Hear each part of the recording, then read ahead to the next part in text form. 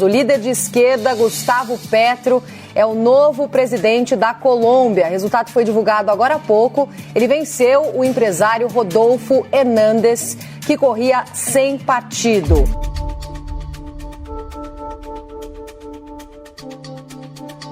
A guinada à esquerda que vem tomando a América Latina somou mais uma vitória neste fim de semana. Pela primeira vez, a Colômbia elegeu um presidente de esquerda. Gustavo Petro, candidato do Pacto Histórico, teve 50,46% dos votos. Por uma margem apertada, ele venceu o populista de direita Rodolfo Hernández. Petro tem 62 anos, é economista e ex-guerrilheiro.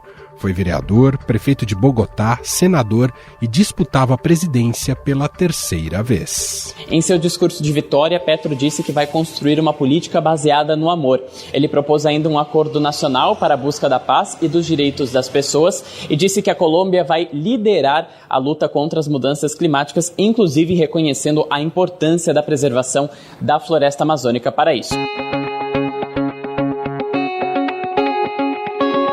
Assim, a Colômbia se junta aos países governados por políticos ligados à esquerda na América Latina. A lista já inclui México, Bolívia, Peru, Honduras, Cuba, Venezuela, Chile e Argentina. Petro pretende realizar profundas mudanças sociais na Colômbia, por décadas governada pela direita. No primeiro discurso como presidente eleito, citou o momento histórico do país, agradeceu os votos que recebeu e falou da importância de unir a nação. Lo que estamos escribiendo neste momento, uma história nova para a Colômbia, para a América Latina, para o mundo. Gustavo Petro não tem maioria no legislativo e vai depender de alianças para poder governar. No Congresso, o bloco de centro-esquerda, que engloba o Pacto Histórico, o Partido Comunes, ex-FARC, os grupos indígenas e a coalizão Centro-Esperança têm 35% das cadeiras. Metade da casa está nas mãos da centro-direita tradicional do país. E o Petro não terá maioria na Câmara nem no Senado. Ele terá que negociar, por exemplo, com o Partido Liberal, que é um partido de centro-esquerda ou de centro hoje em dia. E isso pode moderar um pouco o governo dele, né? Ele não terá como, talvez, levar adiante as propostas mais radicais dele. O momento também é histórico para a Colômbia pela eleição da primeira mulher afro-colombiana à vice-presidência, Francia Márquez. Líder social e ativista ambiental, Márquez vem de origem pobre, foi mãe solteira aos 16 e chegou a trabalhar em minas de ouro e como empregada doméstica. Em seu discurso, agradeceu aos jovens, mulheres, movimentos sociais e, em especial, os indígenas. Saludo a las mujeres de Colombia, a todas mis hermanas, mis comadres. Gracias por haberme acompañado y por haber acompañado a Gustavo Petro en este camino. Quem acompanhou de perto essa vitória foi a enviada especial do Estadão, Fernanda Simas, que fala com a gente diretamente de Bogotá.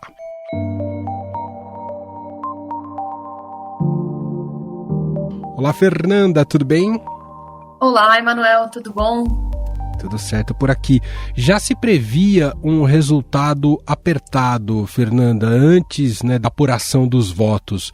Agora, você estava me explicando que, apesar do resultado final parecer muito apertado, parecer um voto a voto, na prática não foi assim? É isso mesmo. O que acontece? Quando o Hernández surpreendeu e foi para o segundo turno contra o Petro, as pesquisas de intenção de voto que foram saindo davam os dois com 1% de diferença. Chegou-se a falar em empate técnico e as últimas projeções desse mês falavam em 48% para o Hernández e 47% para o Petro. Algumas invertiam isso, mas sempre com 1% de diferença. E o que aconteceu foi que a gente teve uma votação aí de 50% para o Petro e 47% para o Hernández. Então, aquele temor da votação muito apertada que levaria a uma demora no reconhecimento de uma derrota por parte de um dos candidatos e, inclusive, ter-se um processo democrático mais garantido para se evitar tensão nas ruas, violência, isso não se concretizou, porque o que aconteceu? Essa diferença fez com que, com 50 minutos de apuração, para vocês terem ideia, já se soubesse que o Petro seria o novo presidente da Colômbia. Desde que saiu o resultado, o que se acompanhou de reação das pessoas e da população local em relação à vitória, que é muito inédita aí na Colômbia, Fernanda? O primeiro de tudo foi a reação interna da classe política colombiana. Logo depois desses 50 minutos de apuração, começou-se uma comemoração na sede de campanha do Petro, e cerca de meia hora depois, o candidato Hernández fez um pronunciamento por meio das redes sociais dele, reconhecendo a derrota, parabenizando o novo presidente da Colômbia e dizendo que estava à disposição para continuar negociando para que essa mudança, que tanto um candidato quanto o outro falavam, fosse levada adiante. Isso fez com que os ânimos se acalmassem e que a gente tivesse, a partir daí, um processo realmente de respeito e de comemoração por parte dos eleitores do Petro. Um pouco depois, o próprio presidente da Colômbia, o Iván Duque, veio a público, reconheceu que a vitória estava garantida ao Petro, que foi um processo legítimo, transparente. Isso foi dando força para que o clima fosse tranquilo para o resto das comemorações, digamos assim. E aí é até curioso ver, porque aqui na Colômbia não existia uma tradição de, depois de uma eleição presidencial, os vitoriosos irem até a Praça Bolívar, que é um ponto de referência aqui no centro histórico da cidade. E o que aconteceu foi, o Petro estava acompanhando a apuração dos resultados na Arena Movistar. É uma arena bem grande, acho que cabem cerca de 12 mil pessoas, se não me engano. E essa arena foi enchendo de seguidores dele, fez uma comemoração enorme, depois dos discursos da Francia Marques, que é a vice-presidente eleita, e do Petro. E quando acabou esse evento, muitos eleitores dele saíram e foram para essa praça. Teve muita comemoração ao longo da noite, sem registros de violência, de confusões. Então teve uma festa histórica mesmo aqui na Colômbia. Quais são os próximos passos, né? Porque a gente tem uma eleição assim no meio do ano, em junho. Quando é que ele assume, Fernanda? Ele assume no dia 7 de agosto. Os próximos passos, a gente teve um discurso, né? O discurso que ele fez foi muito forte, foi muito inflamado, falou de uma mudança real aqui na Colômbia, uma mudança de economia extrativista para uma economia verde. E uma coisa que ele falou também foi de agregar os países aí da América Latina e de se criar uma nova unidade nesse bloco. Ele nominalmente falou que queria se sentar com o governo dos Estados Unidos e os outros governos da América Latina para acelerar o processo de transformação em economia verde desses países, que era um item muito importante. Falou da questão da desigualdade social. Então eu acho que ele tem muitos planos, mas ele vai enfrentar algumas dificuldades no Congresso. A maioria do Congresso não é dele. A maioria do Congresso, quando você junta os blocos e forma as coalizões, continua sendo da direita tradicional aqui da Colômbia. Mas ele tem capacidade de construir alianças. Aí a gente vai ter que ver como que essa capacidade de construção de alianças vai estar de acordo com os programas dele, o que ele vai conseguir levar adiante e não. A gente teve também, do lado internacional, uma reação muito rápida dos presidentes da América Latina, né? A maioria deles logo escreveu no Twitter, falou que parabenizavam o candidato, que agora é o presidente eleito, e que estavam dispostos a fazer movimentos de união mesmo dessa América Latina. Então vai ser muito curioso ver, a partir de agosto, como vai ser esse relacionamento do novo presidente da Colômbia com o resto do bloco. E, Fernanda, qual que é o destino do candidato derrotado, o Rodolfo Hernández? Bom, aqui é muito curioso. Desde a eleição passada, existe uma lei que garante ao segundo colocado uma cadeira no Senado. Inclusive, por isso que hoje o Petro é senador. Ele ficou em segundo lugar na eleição de 2018 contra o Duque. Então, se o Rodolfo Hernández quiser, ele pode ser um senador aqui da Colômbia, vai depender dele, é uma decisão dele, ele pode aceitar ou não. O que ele falou realmente foi de estar à disposição para ajudar a formar esse governo de mudança. E durante o discurso, o Petro também sinalizou a ele e aos eleitores dele que o governo estará de portas abertas para as ideias e as colaborações desse surpreendente Hernández e seu eleitorado. Só para a gente fechar, Fernanda, contingente de participação nas eleições, que aí o voto não é obrigatório, número de abstenção, foi considerado alto ou não? O que você colheu em relação a isso? Eles estão fechando aqui a contabilidade dos 100% das urnas, mas o que já dá para a gente saber é que a participação foi considerada mais alta, né? A gente já tinha tido uma participação histórica no primeiro turno de 55% aí, e acredita-se que até agora no segundo turno pode ter superado um pouquinho esse dado. O número de votos brancos foi menor do que eles esperavam por conta disso. E aí, quando a gente vê o mapa da Colômbia e a gente vê a votação nos departamentos, a cor dos departamentos não mudou. Os que eram por Petro continuaram e os que eram por Hernández continuaram. Existia um departamento que estava com Fico, que foi quem ficou em terceiro lugar, e esse departamento migrou para o Hernández. Olhando assim, a gente fala, mas como que pode? Então a explicação está aí. Mais gente foi às urnas, mais gente votou e levou esse voto aí para o Petro, né? Uma coisa que ficou claro, e os analistas já estão respondendo aqui na Colômbia, foi a participação jovem. Muitos jovens saíram às ruas, mais do que no primeiro turno, para votarem. Muito bem, Fernanda Simas, direto de Bogotá, na Colômbia, trazendo as informações aqui para a gente sobre o resultado da eleição colombiana e os próximos passos. Muito obrigado pelas informações, Fernanda. Bom retorno para você. Muito obrigada, bom trabalho.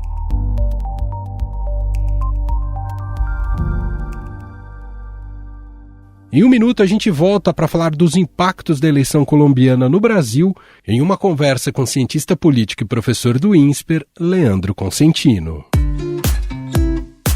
Para combater as emissões de carbono, uma das principais causas do aquecimento global, uma grande necessidade que já está sendo desenhada é a indústria automobilística movida por energia elétrica. Inclusive, empresas de outros segmentos estão auxiliando as montadoras nesse desafio, como é o caso do iFood, que recentemente lançou a primeira moto elétrica exclusiva para entregadores em parceria com a montadora brasileira Volts. A moto usa eletricidade como fonte de energia, ou seja, não precisa de combustível de fontes fósseis, como gasolina. Com o modal elétrico não poluente, o iFood caminha rumo ao cumprimento do Objetivo de Desenvolvimento Sustentável número 13 da ONU, que consiste em ações contra as mudanças climáticas. Até 2025, a Foodtech se compromete a realizar ao menos 50% das suas entregas via modais limpos. A ação faz parte do iFood Regenera, programa de ações com impacto positivo no meio ambiente da empresa. Quer saber mais? Acesse news.ifood.com.br. Estadão Notícias.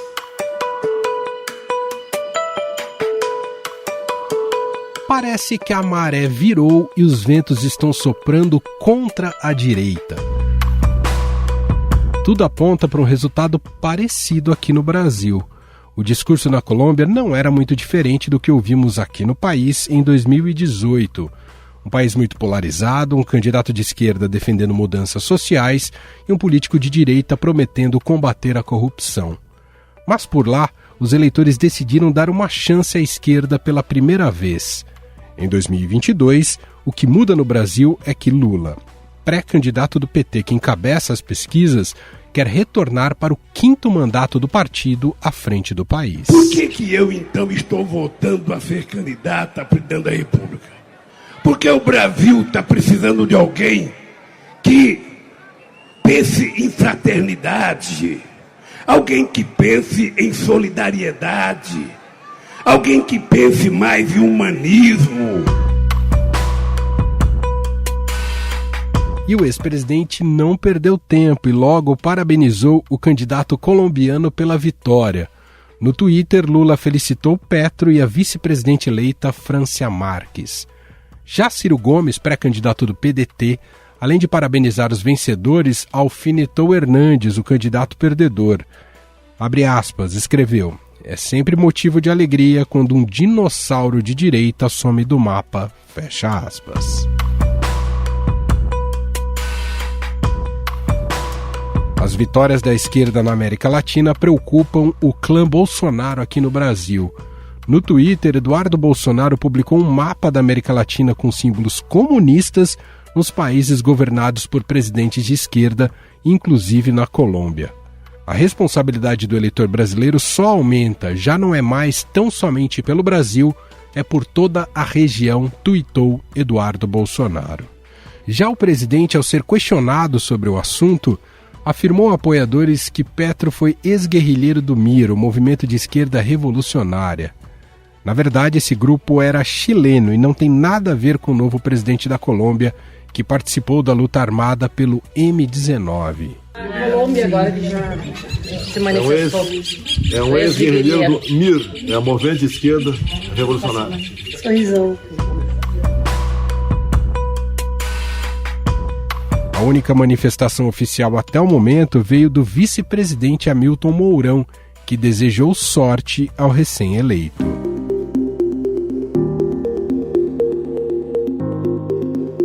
No episódio de hoje, aqui do Estadão Notícias, vamos analisar a vitória de Petro e os impactos que ela pode ter nas relações entre Brasil e Colômbia. Também vamos explorar os impactos desta guinada à esquerda na América Latina para as eleições brasileiras deste ano. Para isso, convidamos Leandro Consentino, cientista político e professor do INSPER, que conversa com a gente a partir de agora. Olá, professor, tudo bem? Seja muito bem-vindo. Olá, Emanuel, é um prazer estar falando com você e com os ouvintes aí do Estadão.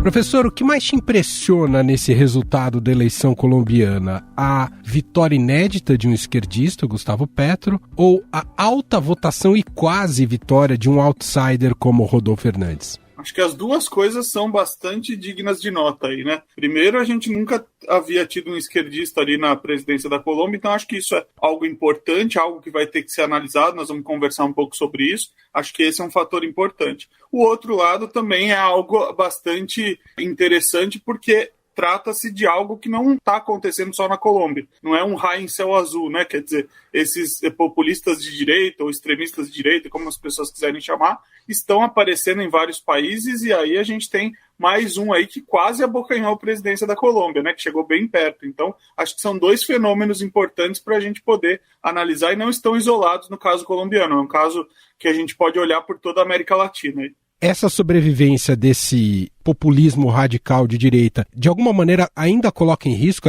a democracia liberal na América Latina, professor? A democracia ela nunca está garantida de antemão, né? A gente sempre tem que tomar cuidado com aquilo que está sendo feito, aquelas declarações que às vezes ficam só no plano das ideias, tal ditado que se diz, né, o preço da liberdade é a eterna vigilância, né? A gente nunca pode dormir tranquilo achando que a democracia está garantida de barato. A gente tem que estar sempre cuidando dela, como se fosse uma planta, regando, adubando. Mas a gente, de fato, agora, talvez as pessoas estejam com um certo cansaço desse tipo de lideranças mais à direita, mais calcadas na extrema-direita, ou no populismo de direita, e eu acho que esse perigo, se ele existe, ele está talvez um pouco mais brando, mas nunca é um perigo que passou completamente. Sempre é bom manter um olho aberto. E esse populismo, ele ainda tem força, seja à esquerda ou à direita, porque, no fundo, a classe política na América Latina, de uma maneira geral, ela deu poucas respostas no campo do desenvolvimento econômico e social até aqui, professor? Primeiro, é bom que a gente diga que o populismo ele não tem um lado só, né? Ele é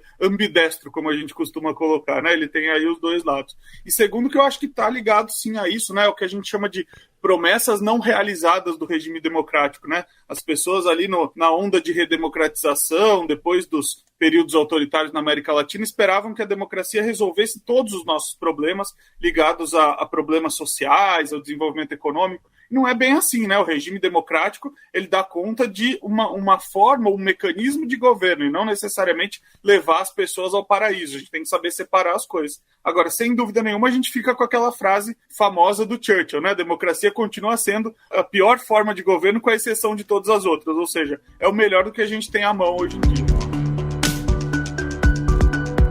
Eu não sei se a comparação é possível com a primeira vitória do Lula no Brasil, professor, lá em 2002, que ele naturalmente teve que vir para o centro, né, e criar, né, pontes com o centro para conseguir governar assim que foi eleito, se mostrar menos, né, um candidato de esquerda e mais de centro, para conseguir inclusive montar coalizões e ter governabilidade dali em diante.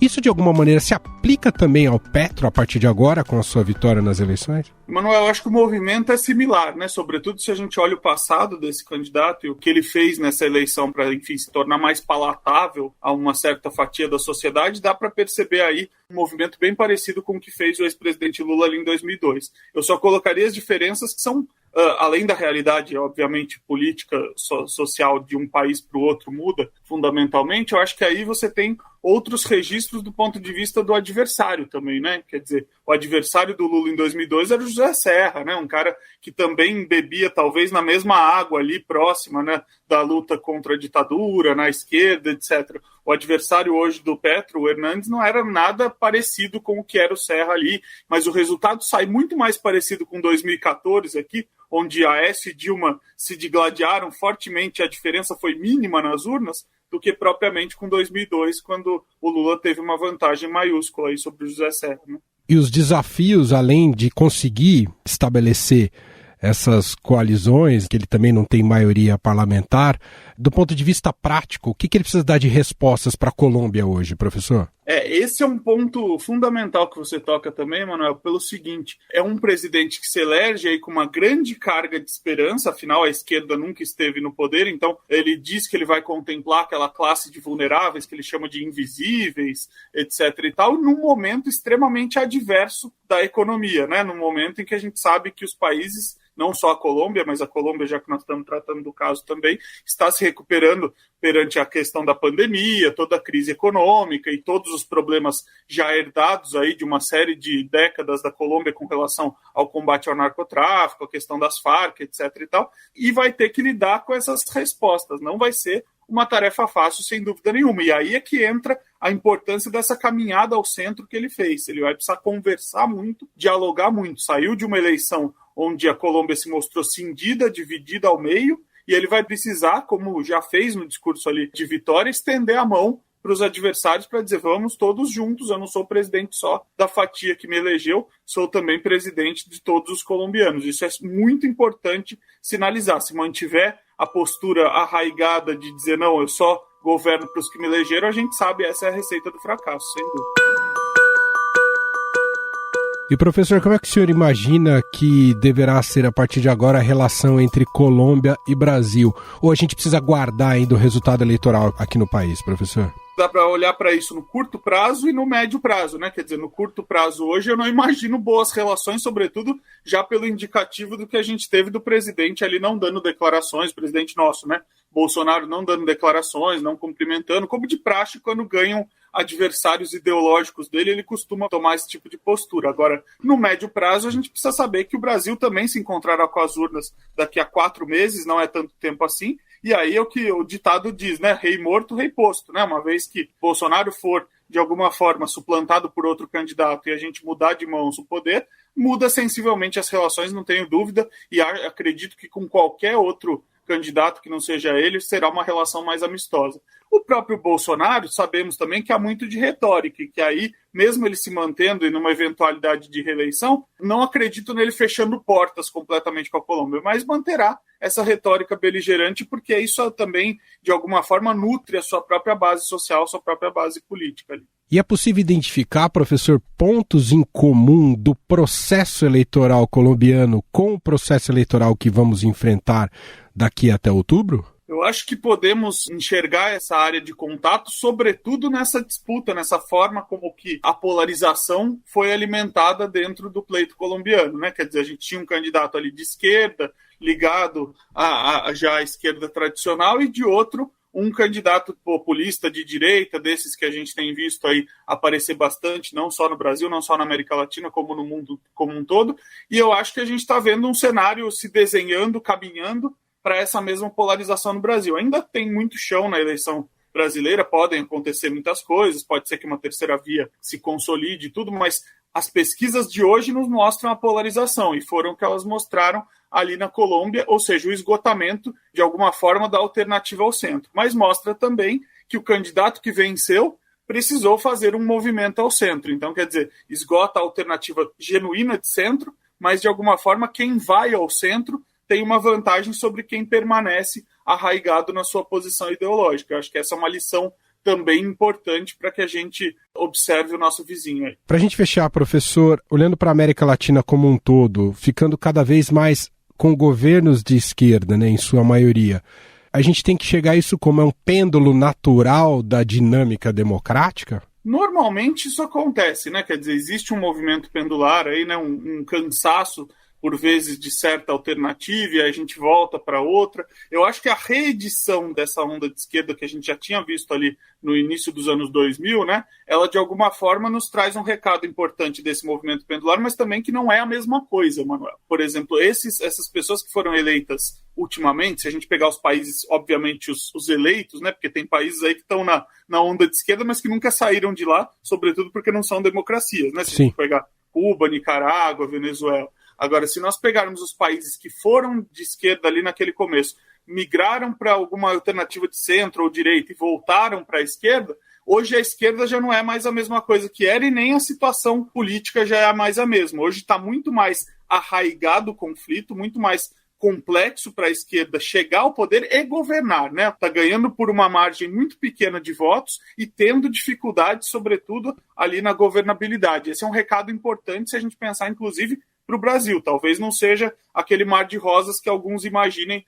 né, aquela situação tranquila, sobretudo também a bonança internacional do boom de commodities que ajudou aqui o Brasil, pode não se repetir da mesma maneira como aconteceu no início dos anos 2000. Agora, eu queria deixar uma nota importante de diferença, né, com relação à Colômbia do que a gente ouve aqui no Brasil, que o adversário do Petro, o Hernández, quando perdeu as eleições por uma margem ínfima dos votos, reconheceu a derrota e cumprimentou o vitorioso. Essa é a postura que um verdadeiro democrata toma, independente da sua coloração política, ideológica, populista de direita, de esquerda, o que for. Essa é a postura de um democrata. Então, acho que isso é uma nota importante para a gente avaliar o que virá aqui no futuro. Muita gente diz, o presidente Bolsonaro aceitará ou não o resultado das urnas. Essa deve ser o script normal de qualquer presidente que se diga democrata. Vamos esperar que isso aconteça também no Brasil, caso, obviamente, o presidente Bolsonaro venha perder sua reeleição. Tem toda a razão, professor. A despeito de toda a excentricidade ali do Rodolfo Fernandes, ontem, quando eu vi a declaração dele reconhecendo a derrota, isso deu um alívio, né? Pensar um processo democrático sendo respeitado em sua plenitude. Espero que o nosso processo eleitoral em outubro seja da mesma maneira. É o que a gente deseja. Esse é Leandro Consentino, cientista político e professor do INSPER, gentilmente novamente atendendo aqui a nossa reportagem, analisando o resultado das eleições na Colômbia. Muito obrigado, viu, professor? Eu que agradeço, Manuel. Um grande abraço a você e a todos os ouvintes.